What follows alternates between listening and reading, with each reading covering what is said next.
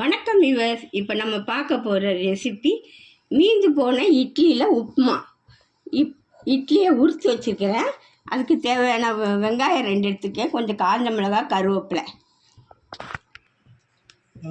ஒரு கடாயில் எண்ணெய் ஊற்றிருக்கேங்க. அதில் கொஞ்சம் உளுத்தம்பருப்பு போட்டுக்கிறேன், கொஞ்சம் கடுகு போட்டுக்கிறேன். கடுகு வெடிக்கட்டும். கொஞ்சம் கருவேப்பிலை போட்டுக்கிறேன், நம்ம எடுத்து வச்ச வெங்காயத்தை போட்டு வதக்கணுங்க.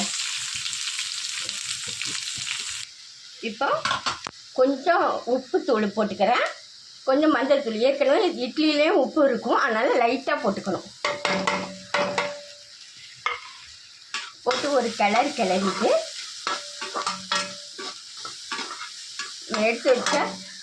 உரித்து வச்ச இட்லியும் போட்டு கிளறணும்.